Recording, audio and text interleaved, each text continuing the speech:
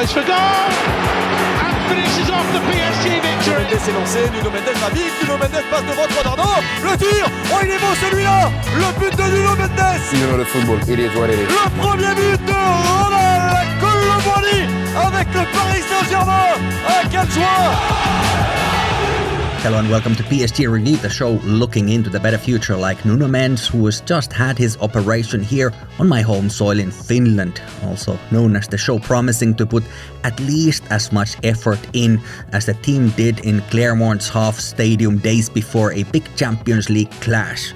Good to have you with me. My name is Mikko and PSG Review is done in collaboration with the Parisian Londoner crew, and you can find and follow the show online at PSG Review Pod on Twitter and at PSG Review on Instagram. You can also subscribe to the feed of this show from any podcast platform which you may use, and why not rate and write a short review also, as people have already done on Apple Podcasts. You can also rate the show at least on Spotify as well as on Apple Podcasts, which takes very little time, and perhaps these options exist also on other platforms as well. There are many of them available, but these tend to be the most used, certainly based on what I can see in the statistics. But we're not here talking about that, not at all. We're here to talk about PSG, and we have a lot to cover. We will go through some talking points and quick news in and around Paris Saint-Germain in a moment. We also have a quick look into what's happening with women's team and their surprise changing of the coach days before the big match of the season at Parc des Princes against OL. But before anything, PSG was playing in Clermont just now. I am recording this on Saturday evening, and that's where we start.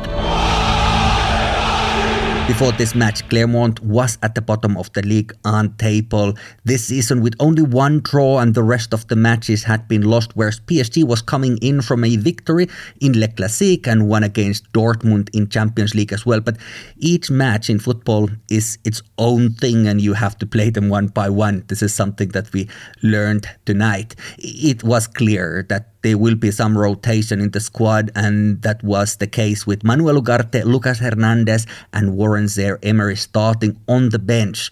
That's a lot of intensity to miss, a lot of pressing and a lot of top shelf mentality, but we did have Donnarumma in goal, back three this time, with Skriniar, Danilo and Marquinhos, who was playing more offensively on the left side, sharing the wing-back duties with Barcola pretty much, who was there in attack, but tracking back pretty well also. Then we had Hakimi on the right side and midfield with Vitinha and Fabian Ruiz.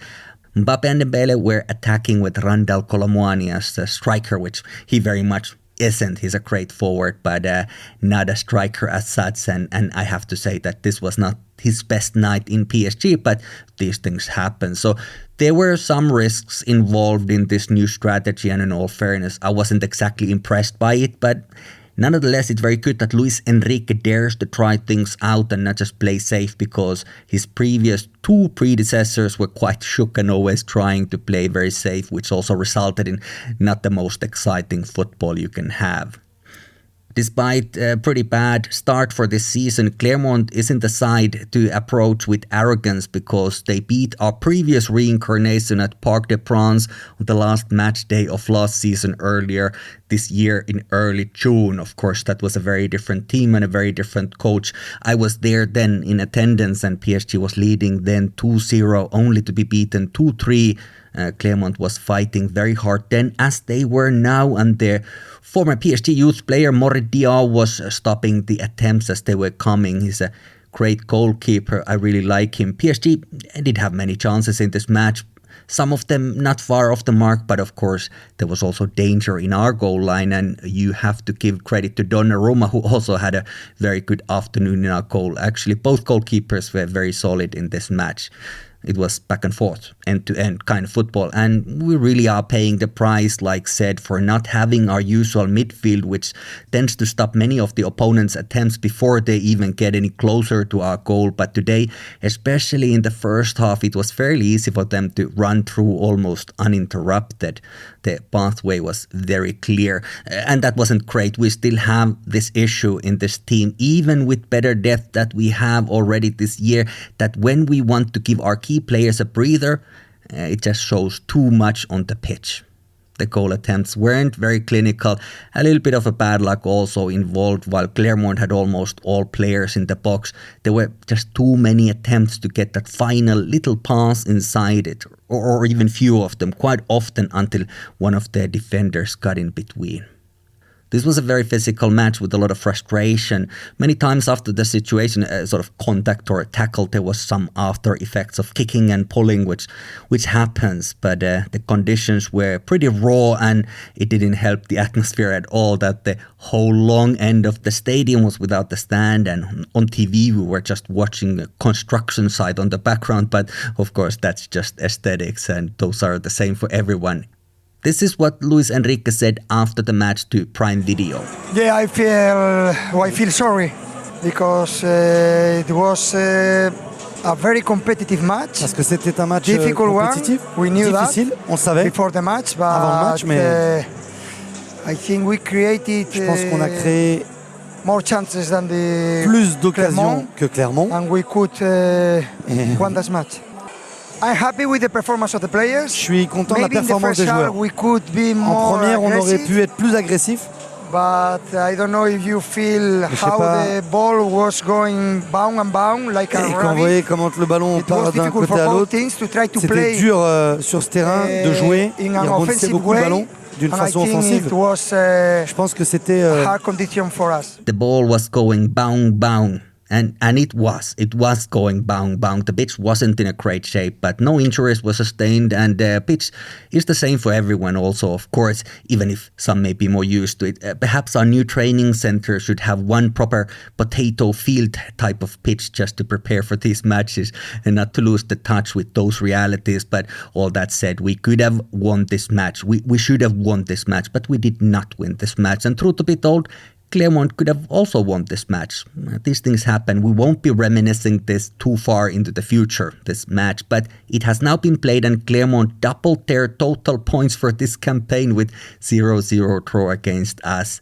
Now they have 2 points, but we're also reasonably well positioned on the table. This was not the end of the world. And as soon as this match was finished, it was time for all of us to start thinking about the midweek trip to Newcastle upon Tyne in the northeast of England to St. James's Park, where Newcastle United will play their first home Champions League match in a few decades, and where they, by the way, last week beat Manchester City. This will be their third home match on the trot, so it won't be easy, but we know that Ligue 1 matches and Champions League nights don't really have all that much in common. There's no need to read too much into this Clermont situation as far as the next match goes. To quote Manuel Ugarte from his recent interview for PSG Club Media, when we have the ball, it's a game. When we don't, it's a fight. And that's the spirit to take on board on this trip. Nuno Mendes has now had his surgery in Turku, Finland. The operation took place on Friday, and the man in charge was orthopedic surgeon Lasse Lempäinen, who, by the way, does approximately 350 of these surgeries a year. That's average almost one a day, on top of researching in the field of orthopedics and sports medicine, especially in hamstring, rectus femoris, and Achilles tendon injuries and disorders. That's what the bio on the hospital website tells us. His previous patients include Nordi Mukiele earlier this year, Alessandro Florenzi, remember him, Sergi Roberto, Ronald Araujo, and Ousmane Dembele. And in the same town in Turku, but in a different facility and by a different surgeon, David Beckham also got his ACL fixed in 2010, so this place is known for its expertise. Mendes had his operation for his right hamstring after he had a relapse last summer, but now we are wishing him quick recovery. 4 months has been the estimation, but you never know these things, especially since Nuno's issues really started when he was pushing himself to be ready for last year's World Cup. And in hindsight, it's easy to say that that was a mistake, but what can you do now? I guess avoid repeating the same mistake again. Keylor Navas also suffering from some lower back pain, and Marco Asensio continues his recovery. It had been said that he could be back after the next international break, but we are only 2 matches away from that, so we shall see. And Presnel Kimpembe continues his rehabilitation work. He's practicing with the ball now, which is one of those steps that the players take on their way to getting back to training and eventually playing with the team. He's not there yet, but working towards it. His return date is estimated to be around late November or early December. Other players missing a match in near future might be Randal Kolomuani, Ashraf Hakimi, Ousmane Dembele and Layvin Kurzawa, who could receive 1 match suspension from the disciplinary committee of LFP after they were partaking in the not so flattering songs about Marseille after Le Classique. It's not an ideal situation, but also it feels like very much again PSG is used as an example, as if it was the only club in France with this type of thing. And perhaps the silver lining that we should look into is that this is how invested the players are to the project, and they lost themselves in the communion with the fans, which in and of itself is a beautiful thing, especially showing to what extent the new French players, Dembele and Kolomuani, feel for this club. But these are also key players, so it won't help us in the match where we don't have them if indeed this suspension is given. It also seems likely that the Auteuil stand will be closed for a game. The disciplinary committee will talk about all this on October 5th, which is next Thursday, and then we will find out the result. And if there is a suspension, will it be for the Rennes match following Sunday night or possibly against Strasbourg after the international break at Parc des Princes? We will find out all of that in due time, but fortunately we have some options now, like Mukiele, he's back, Bacola and Ramos, so it's not all doom and gloom, even if the suspensions would become effective. I mentioned Keylor Navas there earlier on the list of injuries, and this is unrelated, I certainly hope so, to his medical situation, but he organized a big barbecue party this week. The whole team was not just invited, but everyone also came through, and this really is manna from heaven because we know to what extent the team spirit is a key. It reminds me of a specific instance from the early 2020 before the corona restrictions had been ordered. PSG had lost the first round of Champions League knockouts to Borussia Dortmund at the Signal Iduna Park, and in that light it felt at the time a little bit questionable to see the images and videos from the party that was organized to celebrate the birthdays of Angel Di Maria, Edinson Cavani and Mauro Icardi.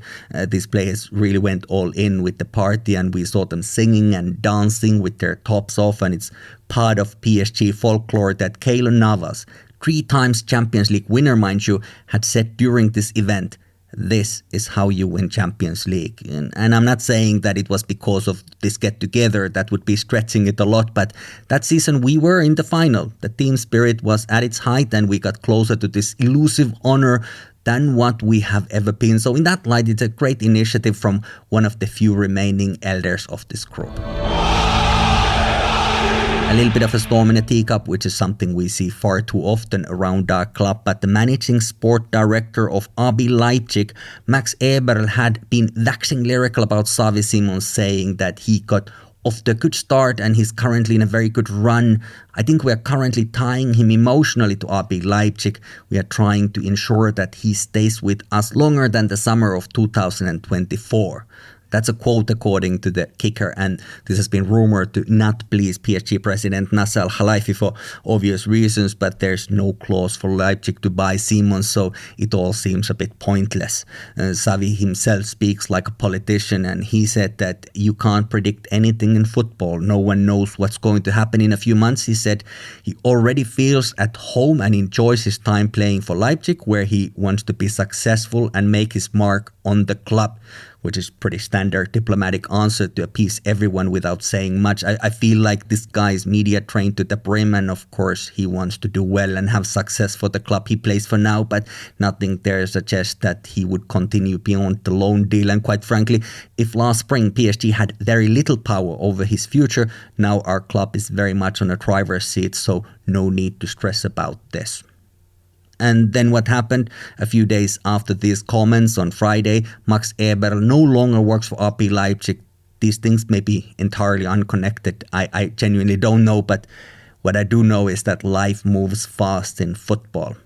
Nasser Al-Khelaifi was also attending the ECA board meeting in Warsaw in Poland this week. He is the chairman of the European Club Association. That's what ECA is short for, which according to itself is the sole independent body directly representing football clubs across Europe.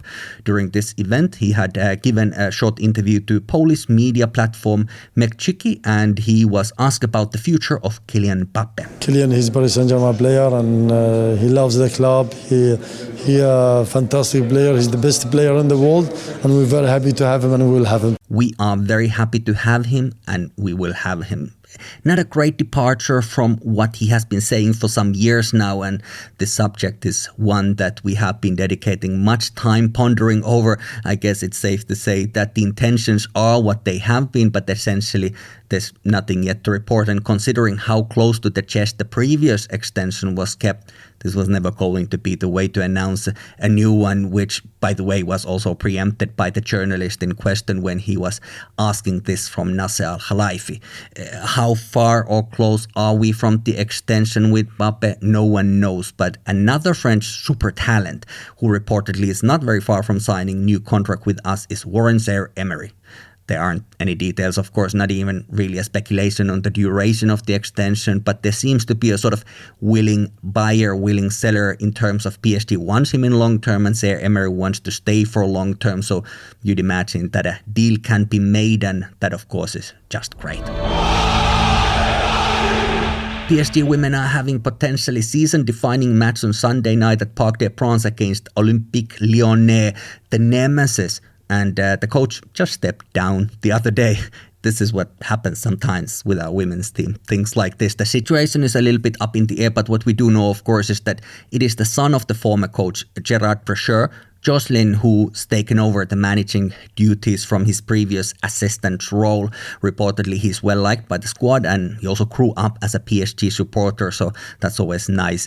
Mind you, many people would love to see Bernard Mendy to return to this spot after having been assistant for some years and a brief spell as the head coach, standing for the few last matches of the season 2 years ago. So the shadow of one of our favorite PSG right backs is always present when we talk about the coach of our women's section, and I hope all the best to Precheur, of course, but one day, Bernard, one day you will come and guide us to the glory, and it will be well deserved, but the time is not now. The reason why this change for now is quite interesting is that we don't really know what the vision of the new coach is for this team. Did he agree with his dad's ideas, or does he want to change things around? A breath of fresh air could be used, I'll give you that, but basically how PSG comes to play against Lyon is still a little bit of a mystery. Of course, there's every chance that the system won't change entirely or even at all, but he could also use this outward uncertainty to his advantage and surprise OL with something different. In an interview he gave this week, he indicated that there will be new ideas, but what the time frame for their implementation is, of course, that's not yet clear. We have new Malawian forward in the team, Tapita Chawinga, possibly making her debut in our shirt. Danish Amalie Vangsgaard has been great for her national team. She's a striker who has scored many goals for the national team recently, but Gerard Precheur used her lately as a makeshift right back, which didn't work out very well at all. Not at all, and also not a huge surprise that it didn't. Jocelyn Precheur said that Marie-Antoinette Katoto isn't yet fully back. I mean, she's back. She might play, and she already did play during the match day 1, but she might not have 90 minutes in her yet because she has been away for over 1 year. So, of course, that's a huge injury to recover from. But she's well on her way, and she will probably play a little bit at least. But how many minutes? That we don't know. And personally, I'd be open to seeing us playing with two sort of strikers and more of a playmaking number 10, because we have players for that role, and one of the tasks for Gerard Precheur is to get better out of Lieke Martens, who hasn't yet met the expectations in Paris after 1 full season. Of course, we also have other options for that role that could be used. Jean de Baltimore, Ramona Bachmann, or even Corbin Albert, the former Notre Dame player in the US. She has been criminally underutilized by PSG. She's more of a midfielder, but would be interesting to see her in that number 10 role also. Perhaps not straight away, but I think this is one option to explore. The PSG midfield is pretty strong with players like our captain, and I'd say the best player of the team, Kraskeoro. Whatever is needed, she can deliver. She's really one of those players. A small, not too serious injury during the international break for her, but she should be more or less available against Lyon. We also have Jackie Croonen. Apparently, there was also some minor ache she was going through after the international break, but hopefully she's able to start. There are also Oriane Jean-François, Larina Fassé and Anna Vittoria. Pretty good options, in my opinion, for midfield, certainly compared to the defense, which is the biggest question mark. Australian Claire Hunt was signed. She's a very exciting prospect for our defense, one of those players who you really need, a kind of like a proper centre back, but she's not going to be part of this match yet. We haven't really seen images of her in a training too much. That's all we have to go for. But apparently she's recovering from something knee related, and just before recording I saw her running individually at Parc des Princes in preparation for this upcoming match, but she isn't going to be part of it. There was a picture online of her there. Nevertheless, Viola Galigaris is another new defender, a Swiss defender. She has been having some injury issues also, but she's part of the squad for this match, so we will see if she's going to play or not. Paulina Dudek, of course, is injured long term, so the centre-back pairing will most likely be French national team player Elisa de Almeida and somebody else. One of the clear starters and the stars for this team is our left-back Sakina Karshawi, and our academic graduate Jade Leguille might be either the second centre-back or right-back. In goal, we might have the more experienced Katarzyna Kiercinek or French national team keeper Constance Picot. Both of them are solid, but not world-class in any way, and I say that with a lot of love for both of them. They're just not on that level, but they're good keepers, but they're not on that level. We will see how Jocelyn Pressure will choose to line up the team. Is it more of the same, or will he outdo his dad? I certainly hope so. If you are in Paris, why not go to Parc des Princes to support them? And for the rest of us, we support from afar, because this truly is an important match. Finally, Lee Kang-In wasn't part of the PSG squad against Clermont, and there's a very good reason for that, as he is currently on international duty in the Asian Games. I have talked about this during the summer, but quick recap is that for South Korean men, winning a gold medal in the Asian Games or Olympic Games is a way to get an exemption from the compulsory military service. Not entirely, but it becomes something of a symbolic service, which doesn't take too much of the time. Because military service is compulsory for men in South Korea, with almost all able-bodied persons required to serve in the army for 18 months by the age of 28. So that is 1.5 years. For an athlete, that's quite a distraction from their career just when it's at its most important phase. So it's in the interest of the player and the club that he gives his best shot. And as things stand, Lee Kang-In and South Korea are playing in the quarterfinals against China on Sunday, which is tomorrow as I record. Wishing him best of luck there, and may he complete his mission, which I'm sure is a mission to all members of that squad, and we will see how it goes. They will have a reasonable chance from what I gather, but we all know that winning isn't easy, not even if you'd be the favorite to do so. That is all for now. Thank you so much for listening, and feel free to follow me online on Twitter, as I insist on calling it. You can find me at PSG Review Pod, and on Instagram the show is simply at PSG Review. Rate, subscribe, and write a review. Listen, recommend, whatever suits you the best. We have a big week ahead. Like said, the women will be playing Lyon in potentially season-defining matchup at Parc des Princes on Sunday night. Men's team are going to Newcastle, which is not an easy stadium to come back with all the points. And then next weekend there's Rennes match, so a lot to play for, but we are here for that. Until next time, take care. Peace.